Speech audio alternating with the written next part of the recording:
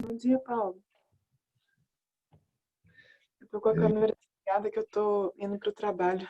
Sim, sim, entendo, entendo. Não se preocupe.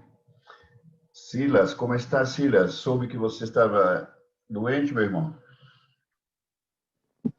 Tô bem melhor já, Paulo. 100%. 100%? Aham. Qualquer coisa aí você fala com a gente. Precisa de alguma coisa, tá?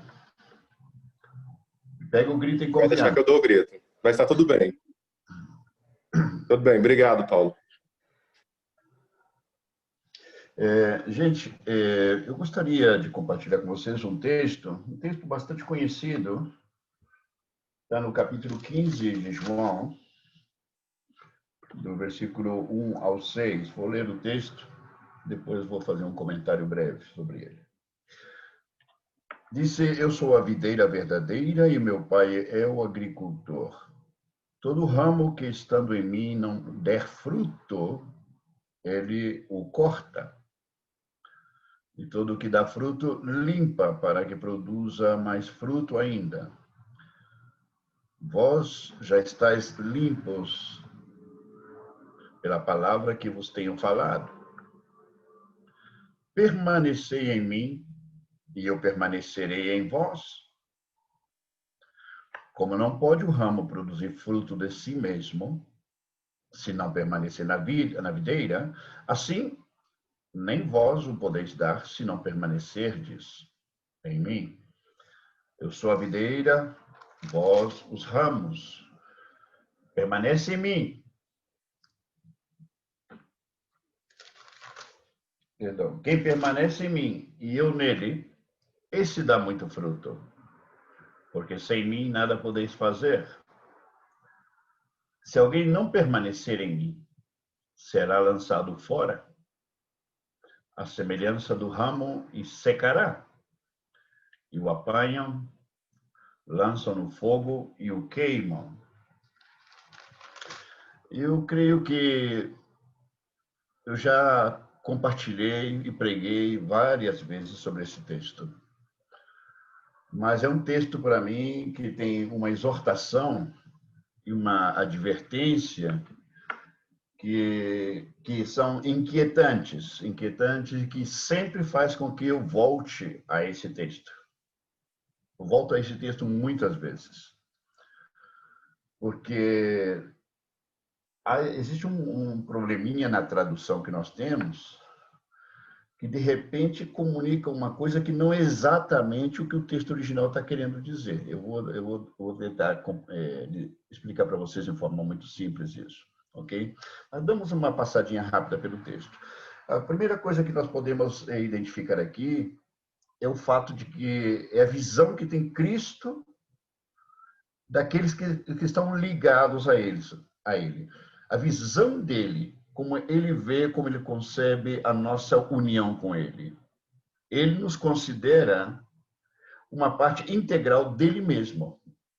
Por isso, ele usa aquela figura da videira, né? Porque geralmente você não fala de uma videira, fala do tronco da videira e fala dos ramos da videira por separado. Você fala da videira completa. A visão que se tem é da videira completa. Então, quando você olha a videira, você diz: olha, aquilo lá é uma videira. Você não diz aquilo lá é um tronco, aquilo lá são os ramos. Você fala: aquela lá é a videira. Então, é interessante que Cristo utiliza essa figura para poder nos dar a ideia mental de como ele concebe a nossa união com ele, que é algo maravilhoso, é algo de uma profundidade, é algo que leva a uma intimidade que a gente ainda não pode dimensionar. E que, logicamente, vamos necessitar seguir recebendo muita revelação do Senhor com respeito a isso. O versículo 2 diz: todo ramo que, estando em mim, não der fruto, ele o corta. Esse texto, este versículo 2, tem gerado bastante conflito desde sempre. E eu tenho, muitas vezes, tido que explicar a vários irmãos o sentido desse texto. A palavra corta aqui, o ramo que não der fruto, ele corta. O verbo aqui, cortar, é airô, e na sua conjugação verbal é airei, ok? Airô é o verbo. E esse verbo airo, no grego, ele tem 3 significados diferentes. Não tão diferentes. Um significado é diferente e 2 são parecidos, são sinônimos.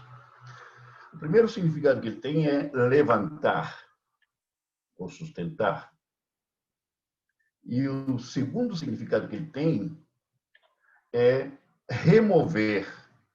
E o terceiro, cortar. Geralmente, por que eu digo que é um texto meio controversial?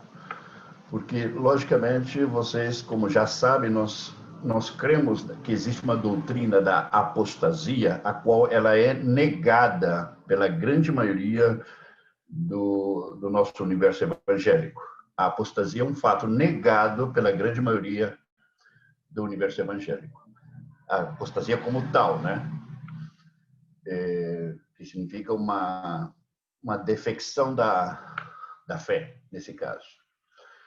E o que acontece é que esse texto, quando essas pessoas que negam a possibilidade da apostasia, vê esse verbo, os que conhecem o grego, logicamente, especialmente pastores, quando lê esse versículo 2, dizem, não, o que está dizendo aqui não é cortar assim com a tesoura, com a faca, com a serra, e cortar e eliminar. O texto não está dizendo isso, o que eles creem.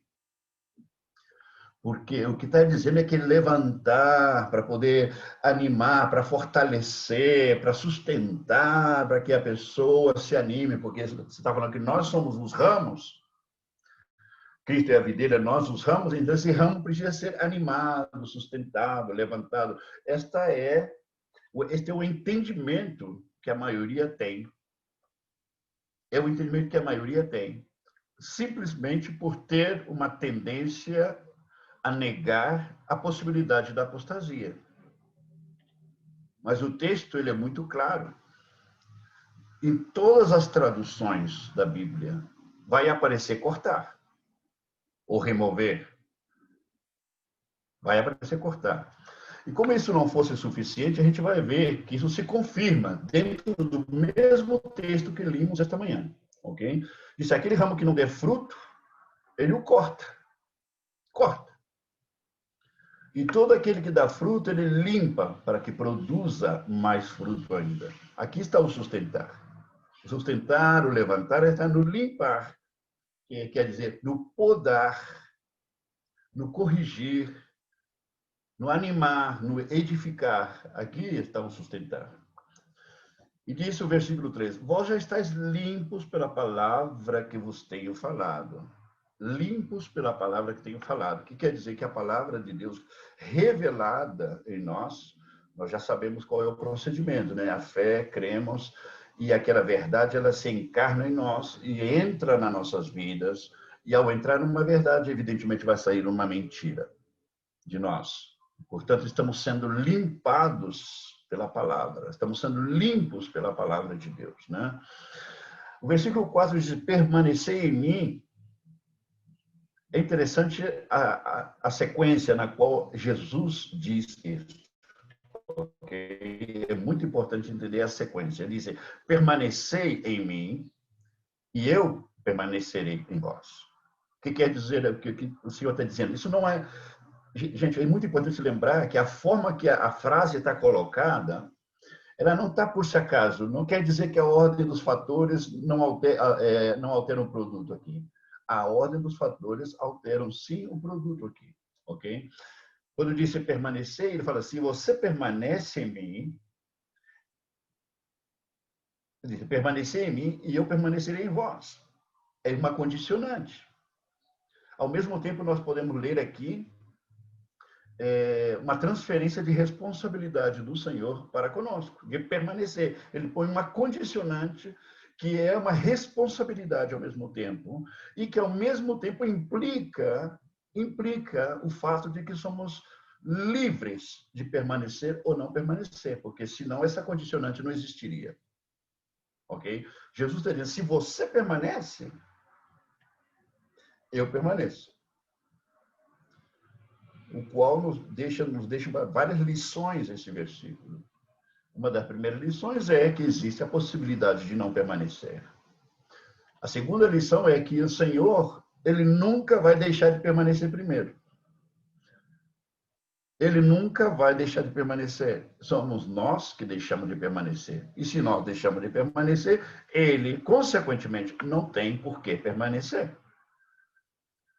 Esta ordem nós vemos através de todas as escrituras. O Evangelho, em várias cartas apostólicas, vemos este mesmo sentido, esta mesma ordem de coisas. Deus não, ele não nos renuncia, somos nós que renunciamos. Deus não quebra seu pacto, quem quebra, se quebramos somos nós. Não é Deus que provoca a apostasia, somos nós que provocamos a apostasia. E Deus vai reagir, ele vai atuar de acordo à realidade. Ele vai atuar segundo a verdade da situação. Se nós não permanecemos, ele não vai permanecer. Não tem como. Se dois não querem, se um não quer, dois não brigam. Essa é a verdade. Ok? Isso. Permaneci em mim e eu permanecerei em vós, como não pode o ramo produzir fruto de si mesmo, se não permanecer na videira. Assim, nem vós o podeis dar, o fruto, logicamente, se não permanecermos em mim. Em outras palavras, quem produz o fruto, nós precisamos estar sempre conscientes disso, quem produz o fruto em nós é Cristo. Nós não produzimos absolutamente nada. É o que o texto nos está dizendo. Ele produz o fruto, mas vemos aqui a humildade de Cristo em permitir que nós possamos ostentar o fruto. Nós possamos poder mostrar o fruto em nós, através de nós.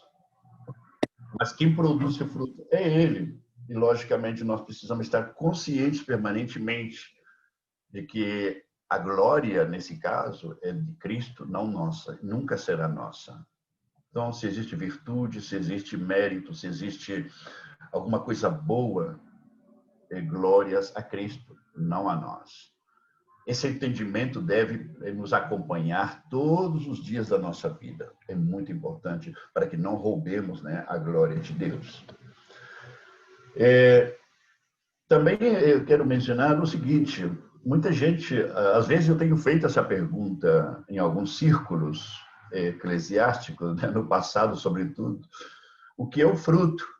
E muita gente, se não a grande maioria, sempre responde que o fruto é ganhar almas, é evangelizar, é ter novas pessoas convertidas.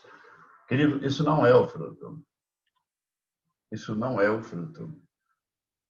O fruto, quando a Bíblia fala do fruto, está fazendo referência ao fruto do Espírito. Então, paz, amor, alegria, fé, paciência e tantos outros. Que, em realidade, o fruto está falando do caráter de Cristo sendo forjado, né, em nossas vidas. Esse é o fruto do qual a Bíblia está falando. E, consequentemente, esse fruto nos vai levar a fazer outras coisas que são frutos, chamaríamos de fruto ou obras de justiça. Ok? Mas tudo isso é parte do fruto. O fruto parte, primeiramente, falando do caráter, da maturidade espiritual em nós. Esse é o fruto. E é interessante que vemos, eu estava buscando uma referência lá e vi em Mateus capítulo 3, versículo 10, diz o João Batista aqui falando aos fariseus que vieram, né, para ser batizados por ele. Ele falou o seguinte: já está posto o machado à raiz das árvores. Toda árvore, pois, que não produz bom fruto é cortada e lançada ao fogo, disse João Batista. E lá no versículo 5, diz: eu sou a videira, vós os ramos. Eu sou a videira e vós sois os ramos. Não podemos esquecer esta figura que Jesus está utilizando. E não esquecer, sobretudo, de que ele está falando dele e de nós. Está falando dele e dos seus discípulos, ok? Disse: quem permanece em mim e eu nele, esse dá muito fruto. Porque sem mim, nada podeis fazer.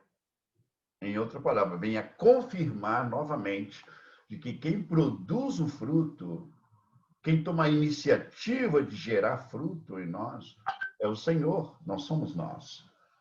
Isso nos deve manter sempre, como se diz, de cabeça baixa, diante do Senhor, frente a essa grande verdade. É Ele quem produz o fruto em nós.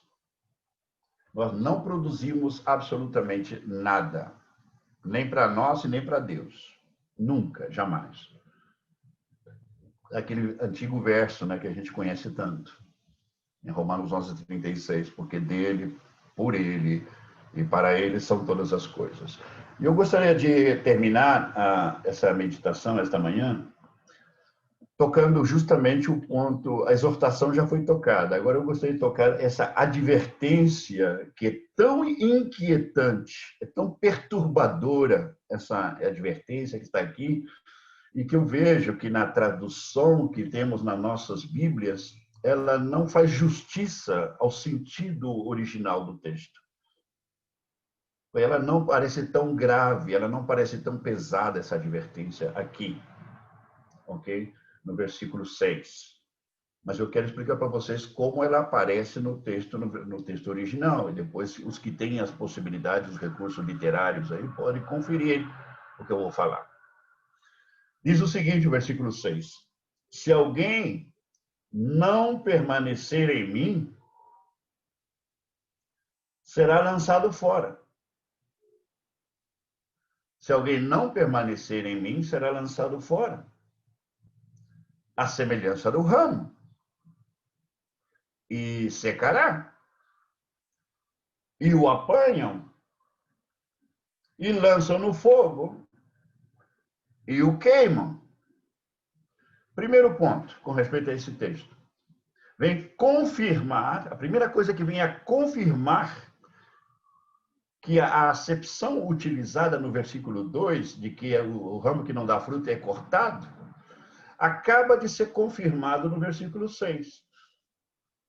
Que aqui não se fala, não se trata de levantar e sustentar, se trata de cortar e diz que se seca, que se recolhe e que se lança no fogo e que queima. Porque te segue falando da videira e dos ramos. O texto ainda não saímos do tema.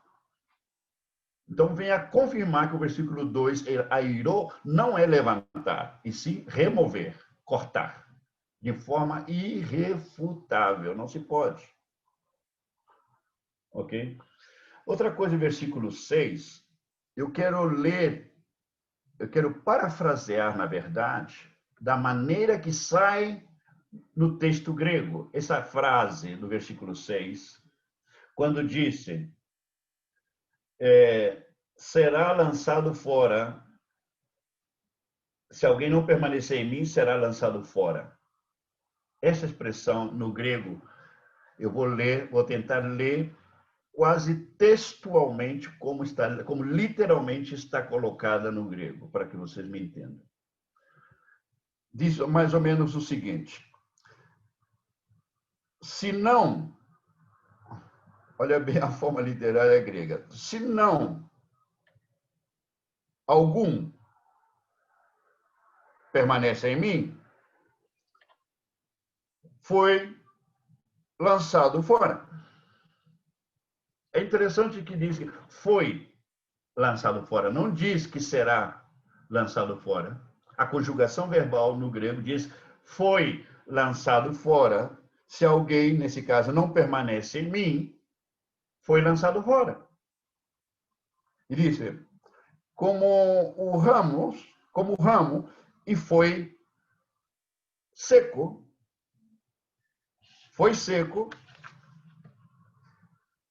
e reunido e ao fogo lançado e queimados. Assim aparece nessa ordem, nesta forma, no grego, o texto, ok? Então, deixa-me explicar, e com isso a gente vai concluir. Somente o que está dizendo aqui na nossa Bíblia e o que é que o texto no grego está dizendo. Está dizendo outra coisa diferente. Eu quero dar para vocês a ideia do que está dizendo na nossa Bíblia. Está dizendo, meu irmão, a modo de exemplo. Você deve ter muito cuidado, tem que ter muito cuidado de estar dando fruto. Você está dando fruto aí, meu irmão? Se você não estiver dando fruto, cuidado. Se não estiver dando fruto, porque em algum momento você poderia ser lançado fora. A Bíblia diz isso. Mas sabe o quê? Não é o que a Bíblia está dizendo. O texto não está dizendo isso. O texto está dizendo, lembrando lá do que falamos lá no versículo 4, né? Disse, se alguém não permanece em mim, lembremos o que nós falamos lá no 4. Se alguém não permanece em mim, significa que Cristo não vai permanecer nessa pessoa. Se alguém não permanece em mim, disse, será lançado fora? Não, disse, foi lançado fora. E o fato de ter sido já lançado fora, o problema é que a pessoa não viu. Ela se esfriou, ela se descuidou, ela não vigiou, ela não orou, o pecado entrou, a pessoa começou a viver uma vida completamente em desobediência a Deus, começou a viver em pecado, começou a descuidar a sua relação com Deus, já não participa das reuniões, não participa da comunhão com os irmãos, já perdeu o interesse da palavra, já não lembra quando foi a última vez que fez uma oração, ou que clamou a Deus, ou que adorou ao Senhor. Mas para ela está tudo certo, está tudo resolvido, né? E aí está a advertência perigosa. Aí está a advertência perigosa, porque essa pessoa ela deixou essas coisas e em uma forma assim suave, ela foi deixando de permanecer. E ela não viu o momento em que Cristo deixou de permanecer com ela. Ao Cristo deixar de permanecer com ela, essa pessoa foi lançada fora. E a consequência de ter sido deixar de permanecer em Cristo, porque lembrando que é Cristo que produz o fruto, a consequência de ter sido lançado fora, de não permanecer, é que deixou de dar fruto. Ela não cresce, parou de crescer, se estancou.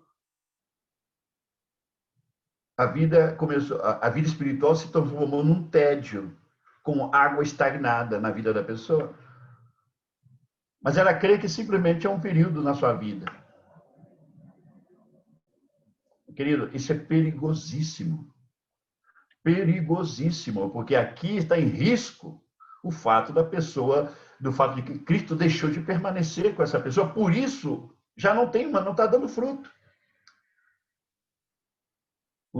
O parar de crescer espiritualmente, o parar de avançar, isto é uma impossibilidade se Cristo vive em nós. Porque é Ele que gera o fruto, portanto, o cristão ele não é estático, a vida espiritual, ela é contínua. É um crescimento contínuo. E a pessoa pode perceber a diferença à medida que o tempo passa. A diferença na própria vida, de que ela venceu, que ela está conquistando, que está superando. Ela percebe isso. Isso pode ser percebido pelos irmãos também. Mas a pessoa mesmo chega a um ponto de perceber que ela está estagnada.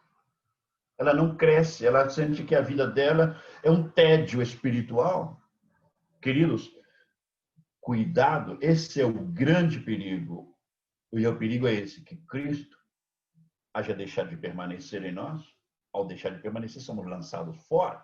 E por estar lançado fora, nos secamos espiritualmente. Agora, o curioso, se você percebe o que quer dizer aqui o texto, que ainda que esteja seco espiritual, é como aquele ramo da videira que ainda está pendurado na videira. Só que a cor dele é amarela, já não é verde mais. E pelo fato de estar pendurado, ainda que esteja amarelo, o fato de estar pendurado na videira, ele crê que ainda é parte da videira. quando em realidade não é. Basta colocar assim, colocar um dedo, pegar ali um dedo e se cai, deixando em evidência que não está ligado mais, não está conectado mais com a videira. Este é o grande perigo, queridos. Há muitos ramos amarelados, pegados na videira, e seguem pegados, pendurados na videira. Esse é o grande problema. Seguem pendurados na videira.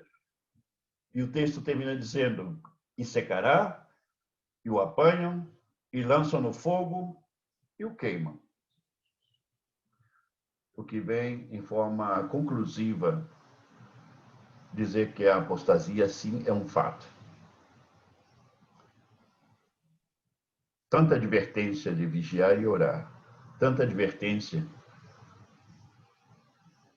sobre a responsabilidade que nós temos. Essa responsabilidade vem acompanhada da liberdade.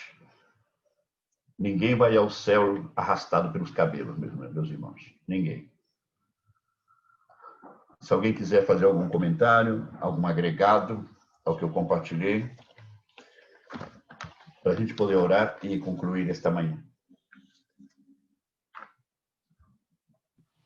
Interessante como está aqui na Bíblia, nada está por acaso, né? Nem a ordem das coisas, como você falou, pai. É importantíssimo, né? Prestar atenção até mesmo a ordem das coisas, que fala que se você permanecereis, né, enfatizando que o homem tem uma responsabilidade perante a Deus em relação à sua salvação, aí o Senhor vai permanecer, vai ficar conosco. Então, assim, é uma questão muito importante. Eu acredito que não somente nessa passagem, eu acredito que em todos os versículos da Bíblia, a verdade bíblica em geral, tá tudo feito com um propósito. Nada tá assim porque tem que estar por acaso, sabe?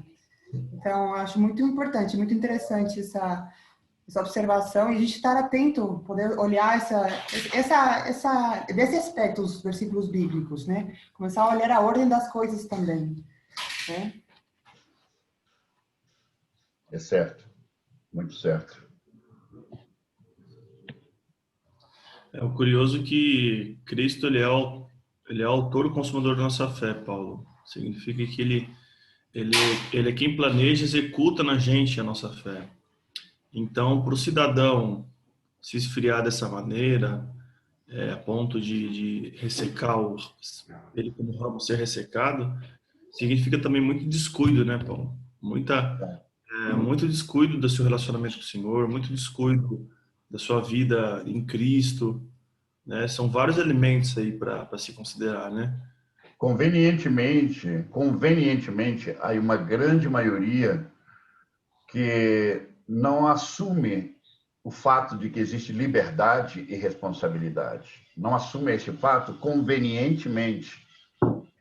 E se agarram, por exemplo, e afirmam e dão uma reinterpretação da soberania de Deus como um fato fatalista, no sentido de que dizemos, ele é o autor e consumador da minha fé. Ele que começou a boa obra, ele vai terminar. Eu não preciso fazer nada. Eu posso deixar a vida, o Deus dará. Deixa o barco correr como seja, porque ele é o autor e consumador da minha fé. Porque está prometido ali na palavra, né, que aquele que começou, ele vai terminar. Ainda que eu não queira, ele vai terminar, né? Então, esta é a interpretação que está na mente da grande maioria, e essa é uma mentira do diabo. Tem que cantar o samba, assim, deixa a vida me levar, vida leva. Já conheci gente que pensava assim, já conheci. Realmente, é verdade. O curioso é que é uma mistura da soberania de Deus, do cuidado, o zelo dele, de uma maneira incompreensível da gente, e misericórdia dos nossos erros, com uma responsabilidade. Esse é o curioso, né, da Bíblia, né? E a maioria das pessoas não entendem. Quando fala de soberania de Deus, não tem ideia do que está falando. Essa é a verdade. Isso pessoalmente, para mim, Paulo, me leva a ter uma vida quebrantada, humilhada diante do Senhor, sabe? De entender que eu não sou nada, que eu dependo totalmente dele, e que se há algo mal, que o Senhor me trate, que o Senhor me mude, que é ele que começou a boa obra, ele vai finalizar, mas eu tenho a responsabilidade de estar permanecendo nele. Só que eu sozinho não consigo, eu tenho que ter as forças que vêm dele. É uma verdade incompreensível os termos humanos, né, Paulo? Mas essa aí tem que ser muito compartilhado ainda, porque essa questão que você falou, de que as pessoas têm essa compreensão, porque o Senhor providencia tudo, o Senhor gera tudo, o Senhor é quem gera tudo, que na verdade nos faz permanecer. É verdade. Mas aí o pessoal esquece, né, que a gente tem participação, né? Exato. E o Senhor faz isso. Ele que faz o desenho dessa forma, né? Que funciona dessa forma. A gente não pode esquecer da nossa participação e a nossa atitude perante isso, porque o Senhor sabe do nosso coração, né?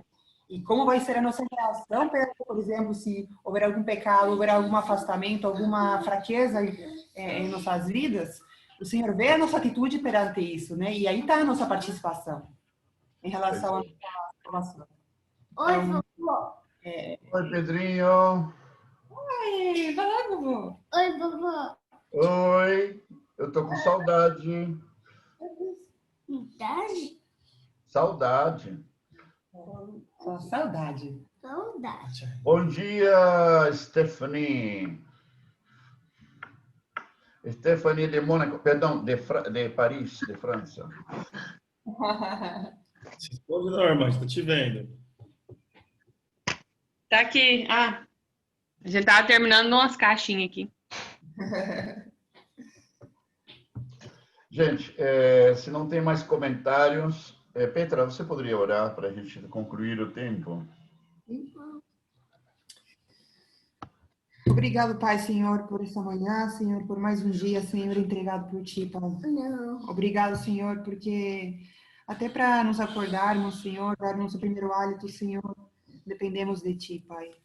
Ó Senhor, eu te dou graças, Senhor, por essa palavra que recebemos hoje de manhã, Senhor, ministro meu Pai. Eu peço que o Senhor possa realmente trabalhar essa palavra em nossos corações, Senhor, que realmente a gente possa receber essa palavra verdadeiramente, Senhor. E que realmente, Senhor, possamos entender, Senhor, como é, Senhor, a tua relação conosco, Senhor. E qual é a nossa responsabilidade em tudo isso, Senhor. Oh, Pai, Senhor, usa essa palavra, Senhor, para continuar formando o teu caráter em nós, Pai, mais e mais, Senhor. Te dou graças, Senhor, porque mais uma vez é um privilégio, Senhor, poder estarmos expostos, Senhor, à tua verdade, Pai. Em nome de Cristo Jesus, Senhor, te dou graças. Eu peço que possa, Senhor, proteger a vida de cada um dos meus irmãos, Senhor, não somente os que estão presentes, Senhor, mas também os que não puderam, Senhor, estar, Pai. Em nome de Cristo Jesus. Amém. Amém. Queridos,